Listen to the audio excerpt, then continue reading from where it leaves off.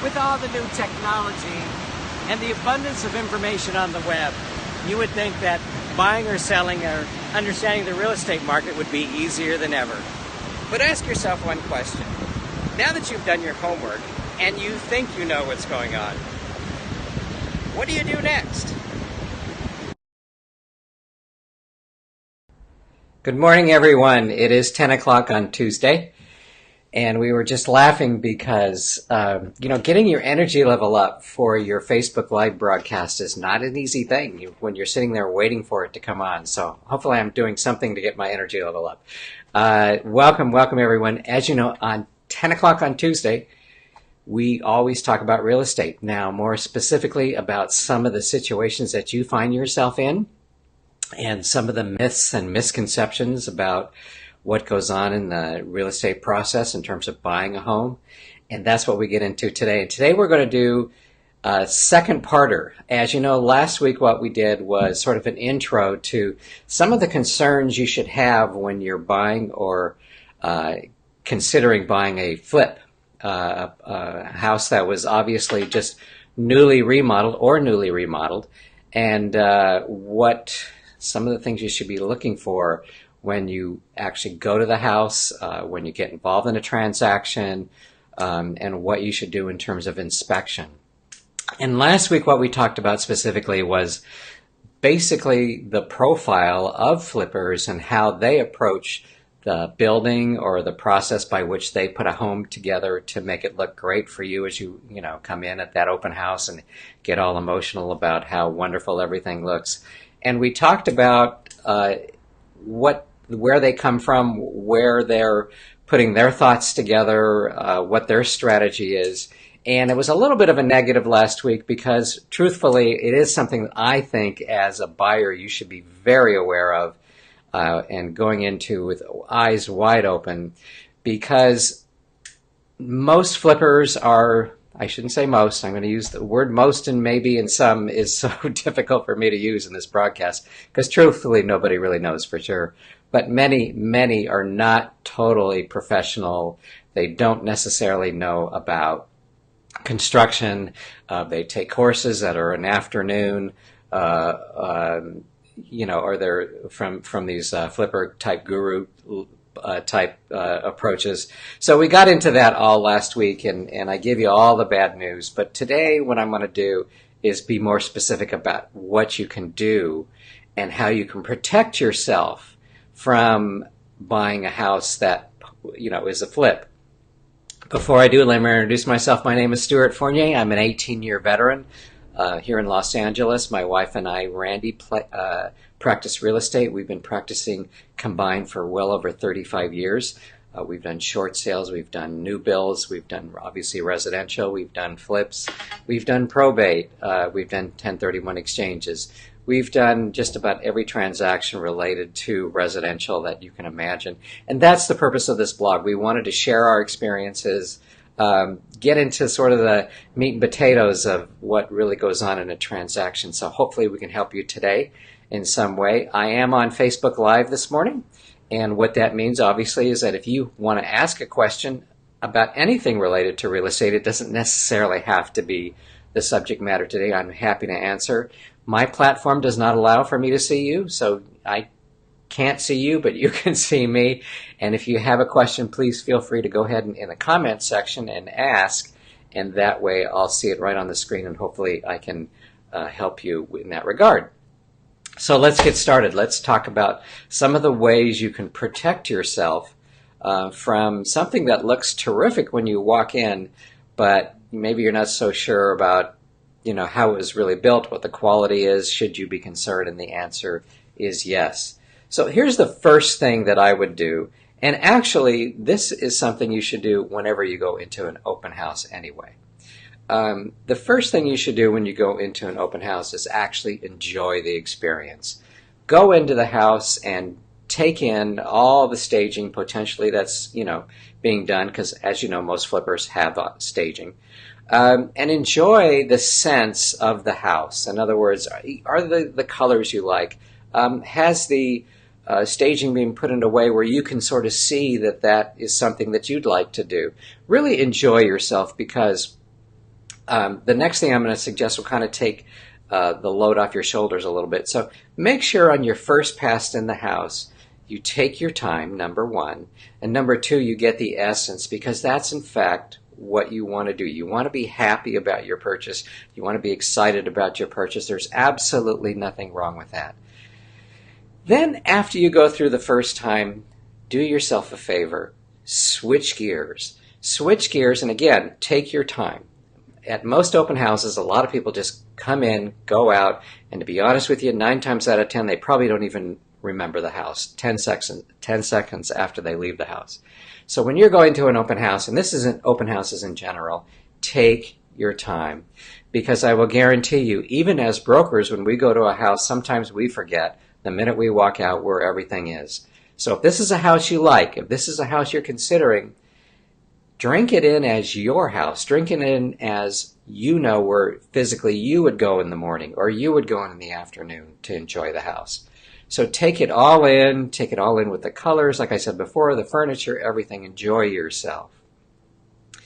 Then after you've done that, go literally outside of the house, switch gears in terms of the emotional part, and get objective. Get objective about the home. Go back into the home and then do yourself a favor.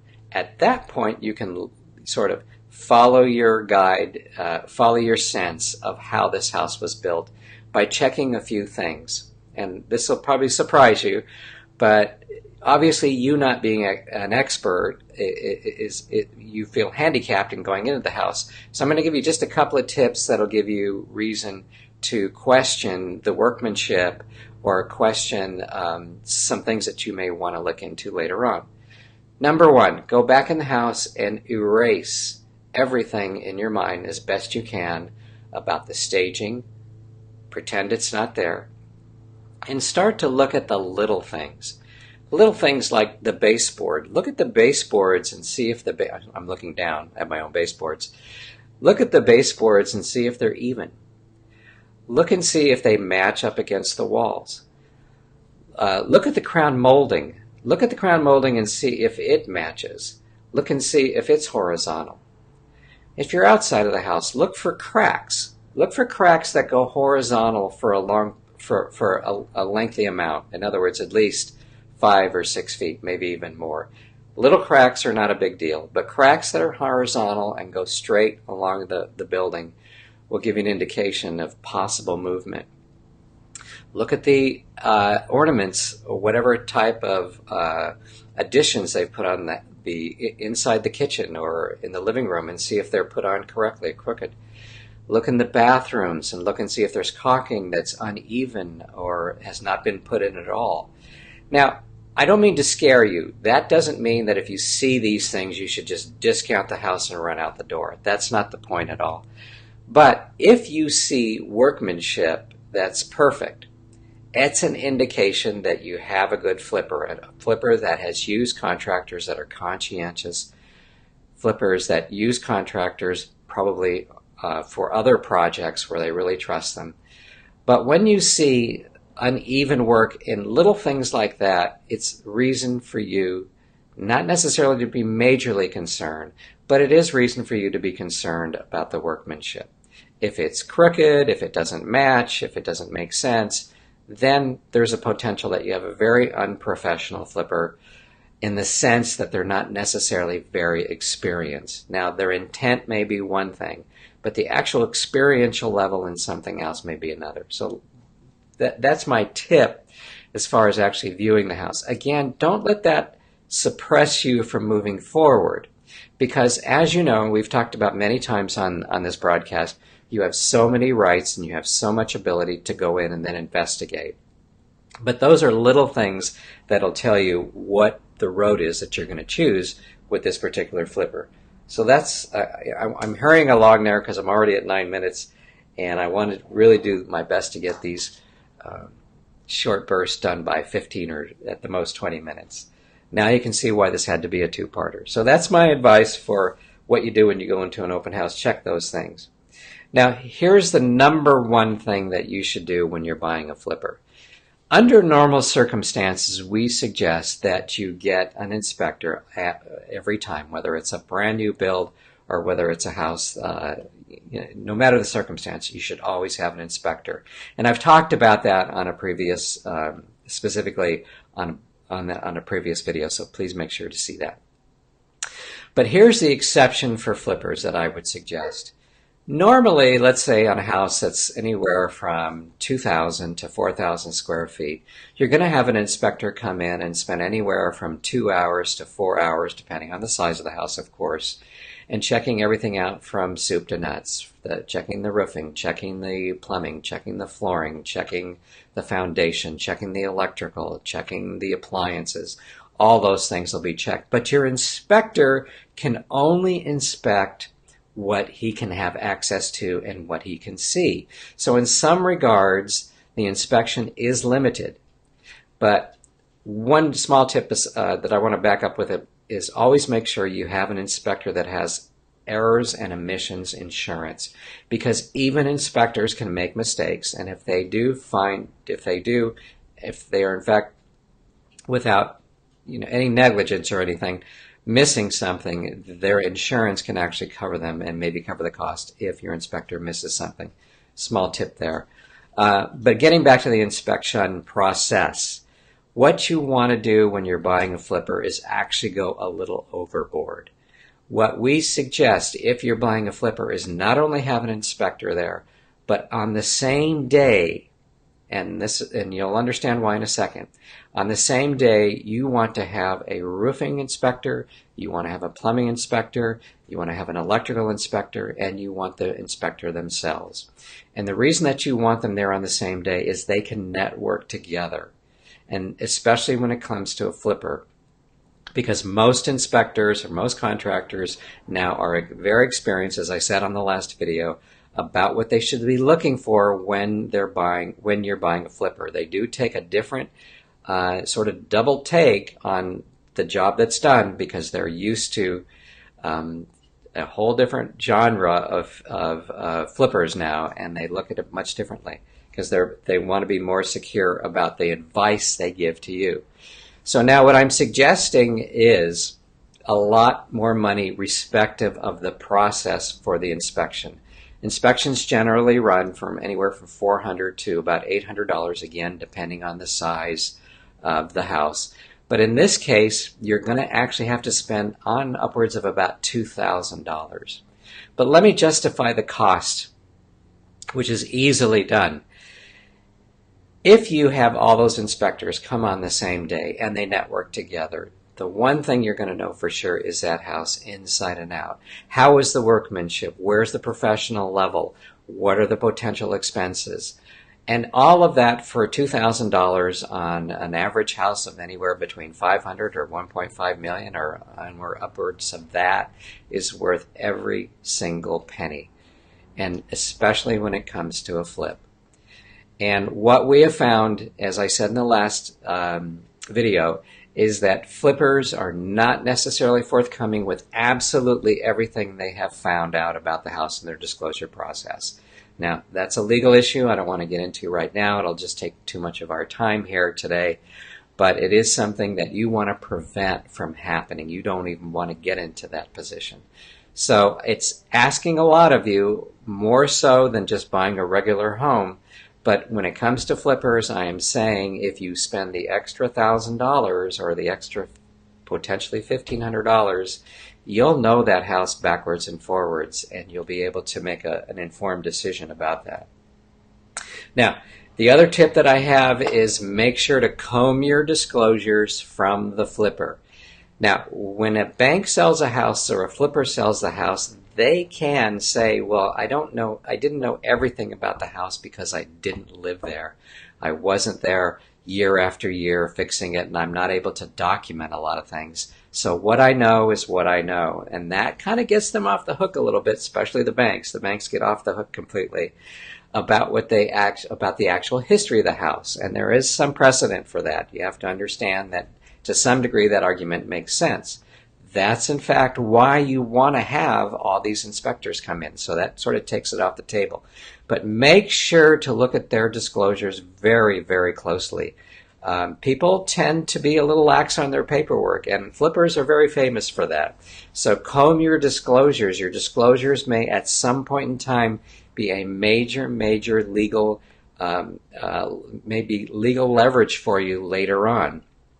So compare all the notes you get from your inspectors with the disclosures, and that'll put you in a position to make a very informed decision. So comb those over with your realtor as best you can, or comb them over with us. We're happy to help you.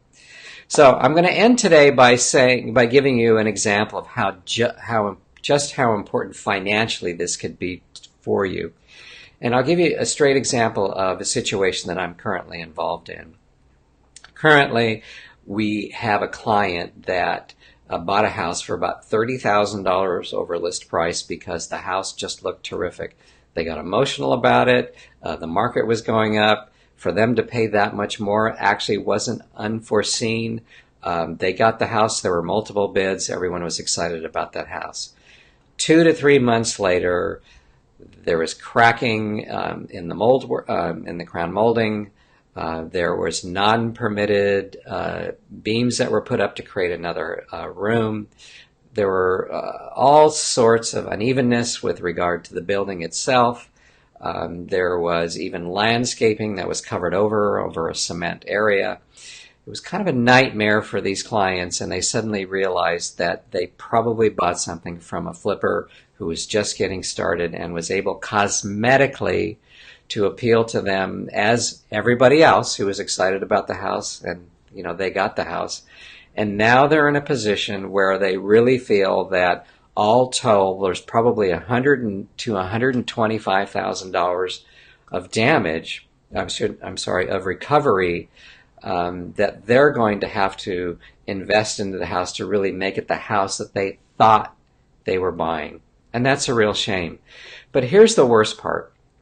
The worst part is that if in fact they have to move forward with some resistance from the person that sold them to, in this case the flipper, they will probably have to spend $20,000 to $30,000 in legal fees in order to make that happen.